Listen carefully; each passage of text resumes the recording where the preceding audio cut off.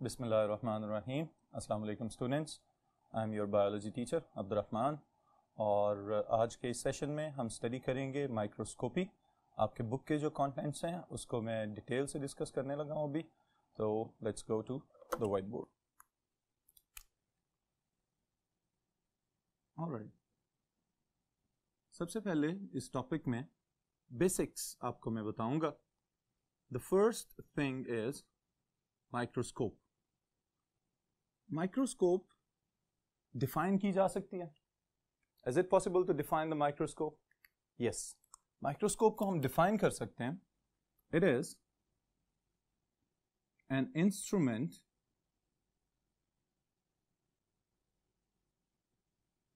that is used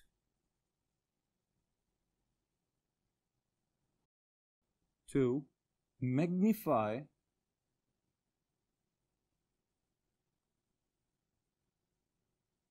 microorganisms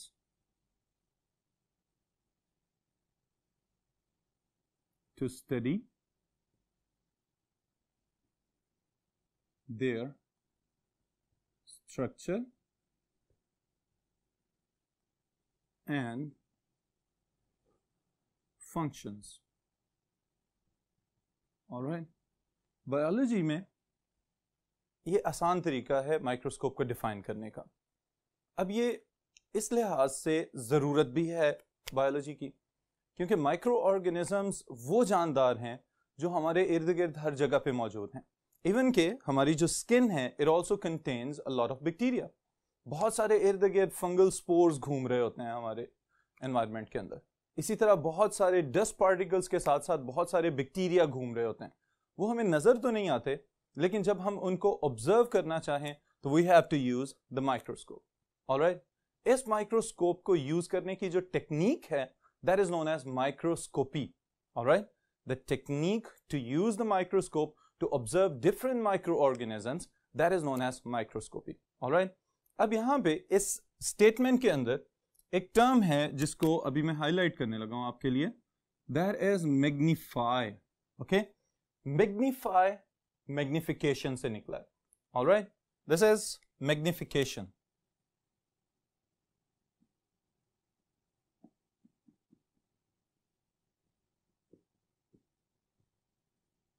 now what is magnification?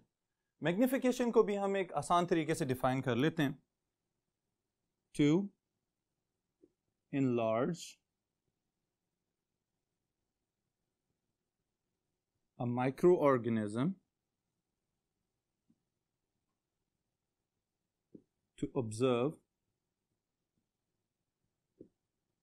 its structure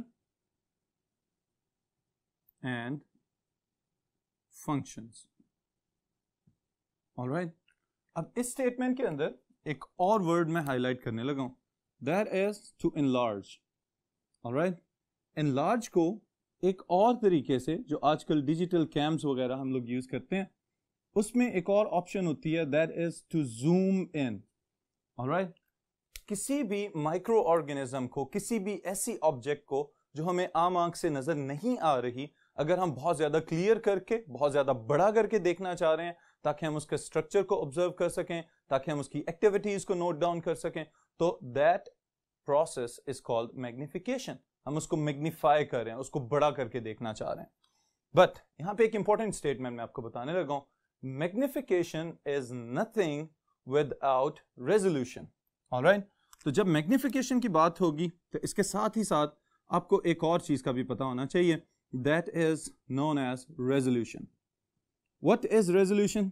किसी भी चीज को क्लियर करके देखना, वाजे करके देखना, this is known as resolution. Resolution को अगर हम टेक्निकली डिफाइन करें तो हम कह सकते हैं to distinguish between two distinct or different objects, even points. Okay students, this is the way we can define resolution. Resolve कर लेना, किसी चीज को क्लियर कर देना, उसको मजीद अच्छे तरीके से देखने के लिए हम इसको रिजॉल्व कर देते हैं, इसकी रेजोल्यूशन बढ़ा दी जाती है. अब ये दोनों चीजें, magnification and resolution, they are the most important attributes of any compound microscope और एन इलेक्ट्रॉन माइक्रोस्कोप. ये दोनों चीजें डिटरमिन करती हैं कि माइक्रोस्कोप कितनी अच्छी है, कितना बड़ा करके वो इमेज दिखा रही है और कितना क्लियर करके इमेज दिखा रही है. That's why these are the two important attributes of any microscope. Alright students, इसी चीज को मद्देनजर रखते हुए मैग्निफिकेशन और रेजोल्यूशन को कुछ ऑब्जेक्टिव पॉइंट्स में आपको नोट करवाता हूं यहां पे. First of all, this is about the resolution. Alright, resolution of human आई, आपकी बुक में जो वैल्यू दी गई है दैट इज 1.0 mm. 1.0 मिलीमीटर का मतलब ये है कि it is an accurate value. Alright, accuracy को डिटरमिन करने के लिए 1.0 की फॉर्म में इसको मेंशन कर रहे हैं कि इससे ऊपर या इससे नीचे इसके अंदर कोई एरर की गुंजाइश नहीं है. Alright, next is the compound microscope. What could be the resolution of the compound microscope? तो कंपाउंड माइक्रोस्कोप हमारी आम आंख की निस्बत, नेकेड आई की निस्बत बहुत ज्यादा क्लियर करके किसी भी इमेज को दिखा सकती है, and that is up to 2 micrometers. Alright, that is 2 micrometer. फिर इसी तरह अगर हम इलेक्ट्रॉन माइक्रोस्कोप की बात करें, द इलेक्ट्रॉन माइक्रोस्कोप, इसकी रेजोल्यूशन ये उससे भी ज्यादा क्लियर कर सकती है किसी भी दो छोटे से छोटे पॉइंट्स को. तो that is 2 to 4 angstroms.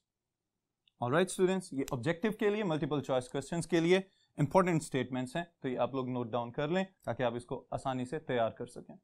Alright, next एक और कंपैरिजन है छोटा सा, और ये कंपैरिजन क्या है, रेजोल्यूशन के साथ ही साथ एक और कंपैरिजन कि कंपाउंड माइक्रोस्कोप और इलेक्ट्रॉन माइक्रोस्कोप कितना अच्छा और कितने परसेंट रेजोल्यूट कर रहे हैं इमेजेस को as compare to the human I.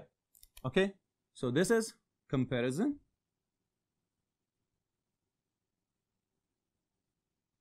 Of human I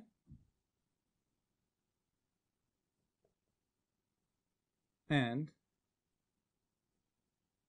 microscopes, compound microscope and electron microscope. So the first point is compound microscope. As compared to the human eye, compound microscope की resolution 500x better than the human naked eye. All right. फिर second point इसी के साथ में add कर रहा हूं, electron microscope.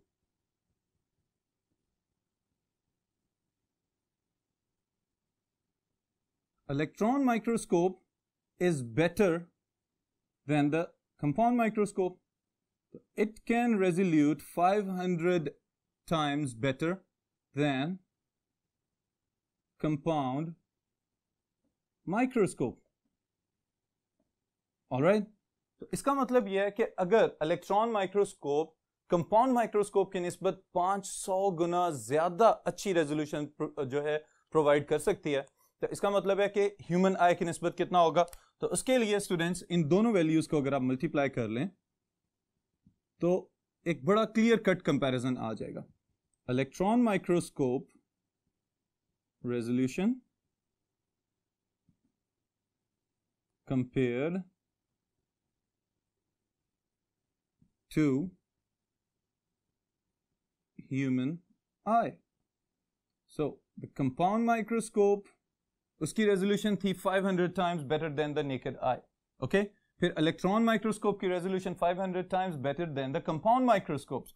And then the electron microscope compared to the human eye, तो ये आपको 250,000 times better resolution provide कर सकती है.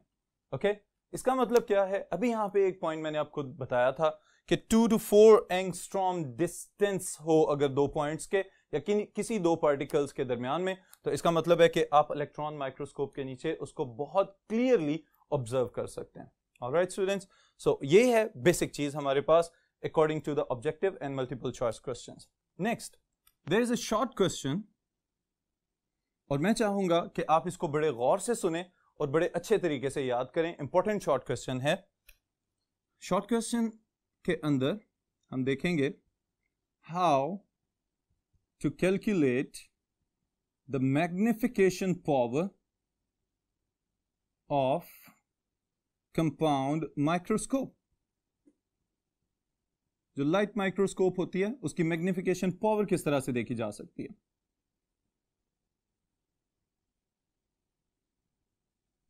ओके इसके लिए मैग्निफिकेशन पावर डिटरमिन करने के लिए आपको पहले एक दो पॉइंट्स का पता होना चाहिए।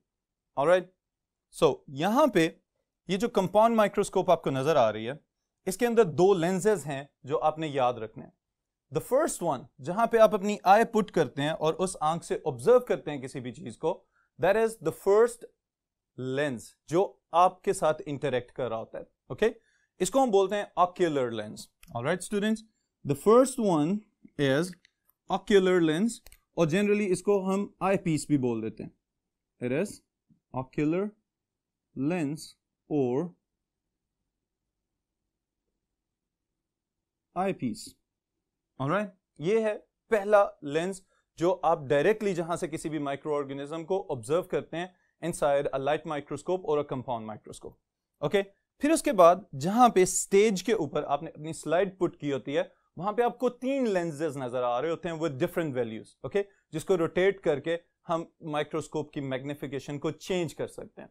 तो ये वाली जो जगह है इस एरिया को जहां पे आप अपनी स्लाइड पुट करते हैं या सैंपल पुट करते हैं that is known as stage. लेकिन इसके ऊपर जो तीनों लेंसेज हैं they are known as objective lenses.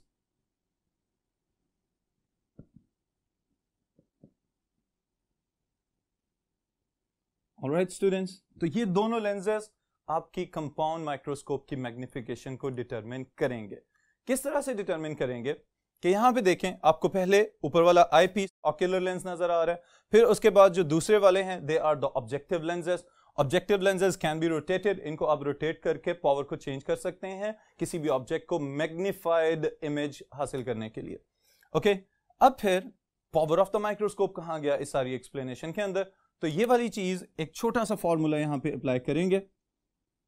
वो क्या है, ऑक्यूलर लेंस के टॉप के ऊपर जहां पे आप उसको ऑब्जर्व करते हैं वहां पे समटाइम्स कुछ वैल्यूज लिखी होती हैं। नॉर्मली जो आपकी लैब्स में माइक्रोस्कोप्स अवेलेबल हैं उन माइक्रोस्कोप्स के ऊपर 5x और 10x के सिंबल्स आपको नजर आएंगे। Alright, they could be 5x और they can be 10x values lenses. Alright, this is for the ocular lens. Okay, फिर इसके बाद जो दूसरे वाले ऑब्जेक्टिव लेंसेज हैं, ऑब्जेक्टिव लेंसेज के साइड्स के ऊपर जो पेरीफ्री होती है उसी के ऊपर आपको कुछ वैल्यूज लिखी हुई नजर आएंगी। वो वैल्यूज नॉर्मली जो हमारी लैब्स में यूज हो रही हैं माइक्रोस्कोप्स उनके अंदर 40x, they can be 50x and so on, depend करता है कि आप किस तरह के इमेजेस को ऑब्जर्व कर रहे हैं। Alright, this is the value for the objective lenses.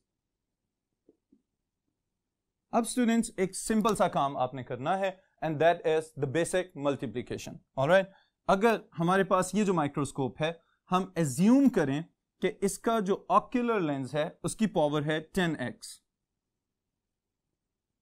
Alright, और 10x पावर के ऑक्यूलर लेंस के साथ जो इमेज आप ऑब्जर्व कर रहे हैं वो आप ऑब्जर्व कर रहे हैं with the power of 40x objective lens. Okay, तो ऑब्जेक्टिव लेंस की पावर कितनी है 40x। अब इन दोनों को सिंपल मल्टीप्लिकेशन के थ्रू अब मल्टीप्लाई करेंगे, तो मल्टीप्लाई करने के बाद हमारे पास जो रिजल्ट आएगा दैट इज 400x। ऑलराइट, इसका क्या मतलब है, this is the magnification power of that compound microscope जो आप यूज कर रहे थे अपने सैंपल्स को ऑब्जर्व करने के लिए। Alright students, so this is a short question.